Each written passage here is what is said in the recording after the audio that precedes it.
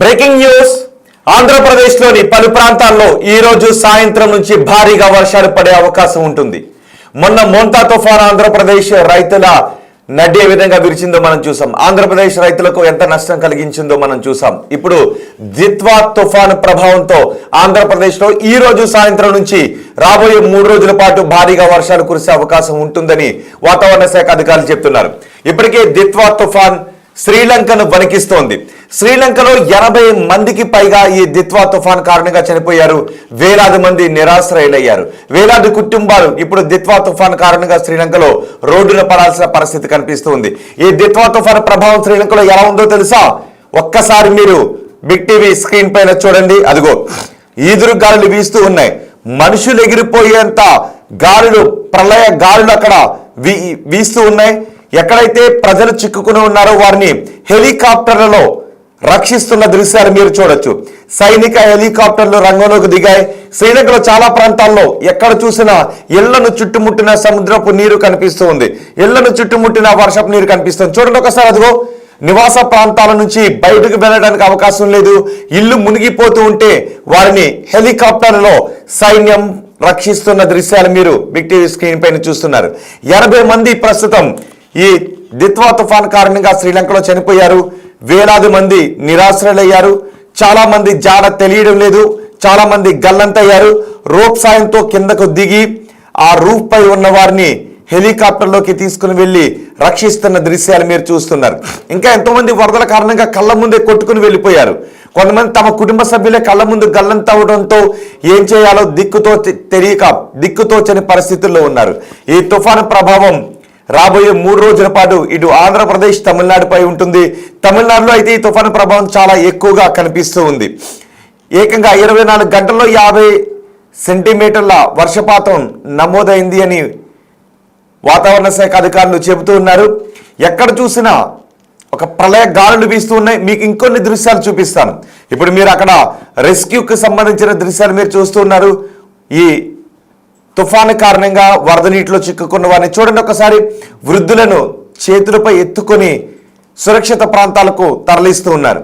కొన్ని చోట్ల వాహనాలు ప్రమాదకర స్థాయిలో ప్రయాణిస్తూ ఉన్నారు. చూడండి ఒకసారి. కొండ చర్యలు విరిగి పడిపోయాయి. శ్రీలంకలో చాలా ప్రాంతాల్లో కొండ చర్యలు విరిగి పడిపోవడంతో తమ ఇళ్లు కొట్టుకుని వెళ్ళిపోయాయి. దీంతో చిన్నపిల్లలు అల్లాడిపోతున్నారు. చిన్నపిల్లల్ని ఈ విధంగా తాళ్ల సహాయంతో చిన్నపిల్లలు, మహిళల్ని అక్కడ రక్షిస్తున్నారు. మీరు బిగ్ టీవీ స్క్రీన్ పైన చూడొచ్చు.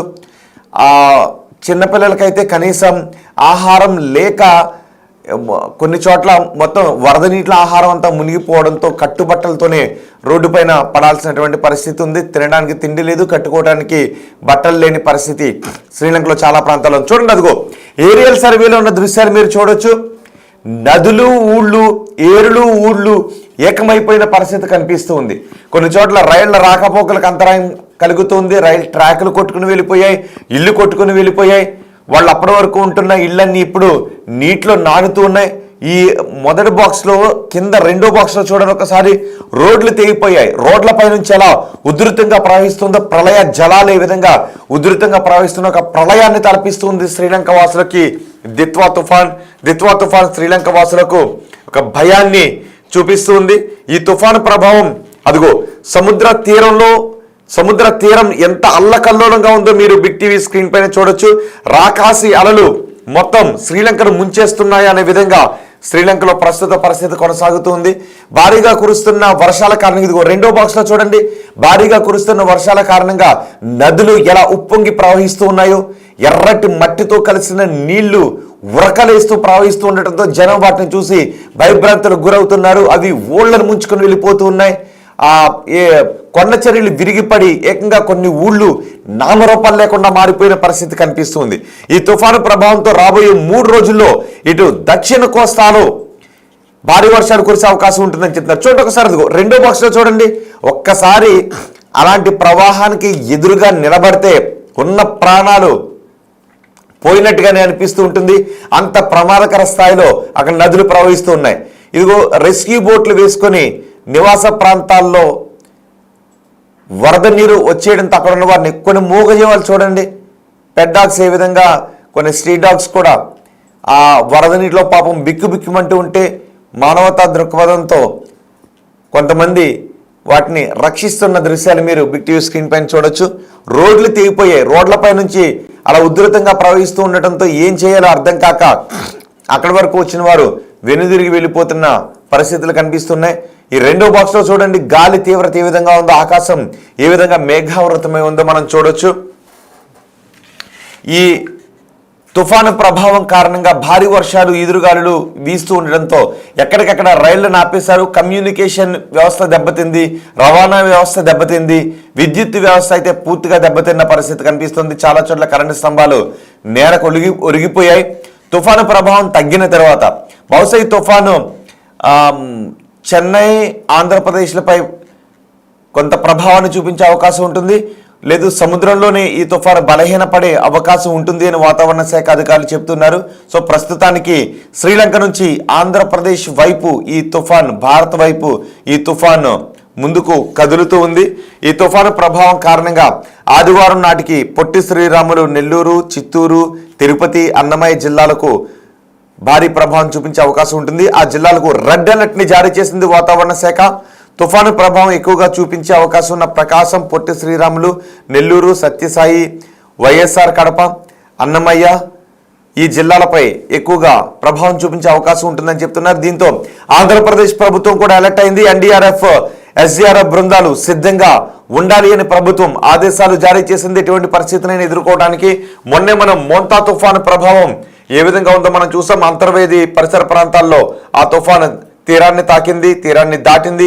ఆ సమయంలో రైతులకు ఎంత నష్టాన్ని, కష్టాన్ని మోంతా తుఫాను కలగజేసిందో మనం చూసాం.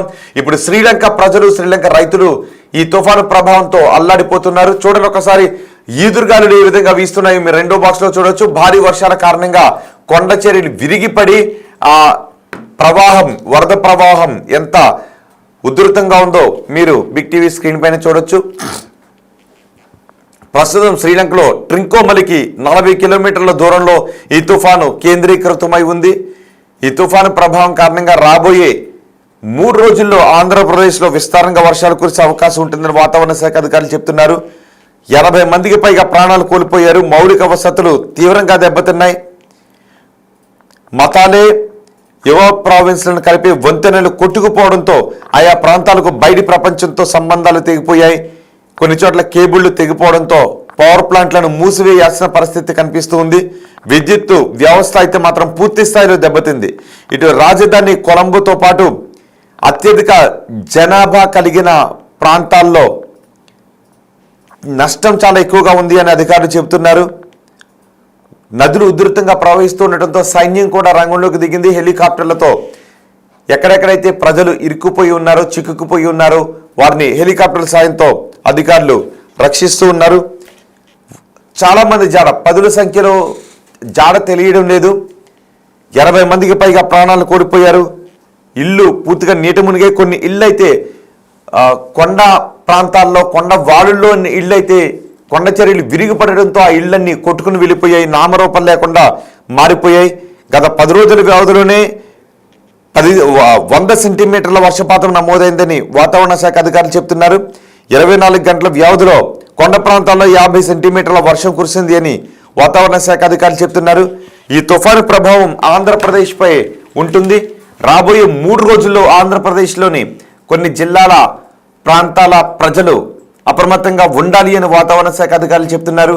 మరీ ముఖ్యంగా ప్రకాశం, నెల్లూరు, తిరుపతి, చిత్తూరు, ప్రకాశం, నెల్లూరు, తిరుపతి, చిత్తూరు ఈ ప్రాంతాల ప్రజలు అప్రమత్తంగా ఉండాలి. ఈ ప్రాంతాలపై ఈ తుఫాను ప్రభావం, దిత్వా తుఫాను ప్రభావం చాలా ఎక్కువగా ఉంటుందని వాతావరణ శాఖ అధికారులు చెప్తున్నారు. అటు తమిళనాడు ప్రభుత్వం కూడా పూర్తి స్థాయిలో అలర్ట్ అయింది. ఆంధ్రప్రదేశ్ కంటే ఇంకా ఎక్కువ ప్రభావం తమిళనాడుకు ఉంటుంది. ఆ తర్వాత ఆంధ్రప్రదేశ్కు ఈ తుఫాను ప్రభావం ఎక్కువగా ఉంటుంది అని వాతావరణ శాఖ అధికారులు చెప్తారు. చూడండి ఒకసారి, ఆ రైట్ సైడు రెండో బాక్స్లో, కింద ఉన్న రెండో బాక్స్లో మీరు చూడొచ్చు నదులు ఎలా ఉప్పొంగి ప్రవహిస్తున్నాయి. కొన్ని చోట్ల వంతెనలు కొట్టుకుని వెళ్ళిపోయాయి. వంతెనలు కొట్టుకుని వెళ్ళిపోవడంతో ఆ ప్రాంతాలకు బాహ్య ప్రపంచంతో సంబంధాలు తెగిపోయాయి.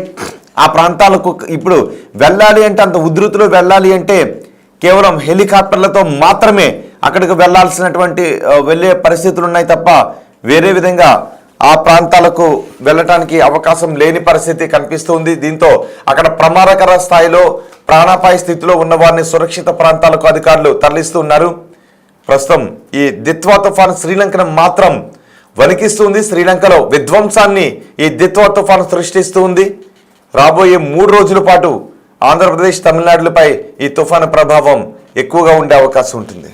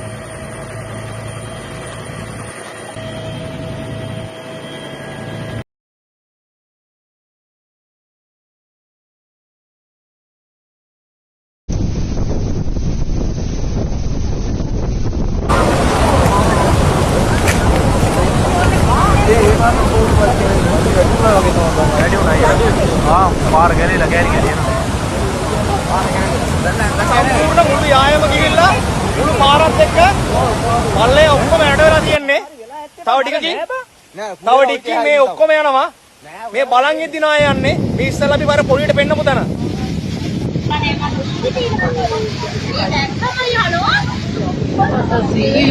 Ini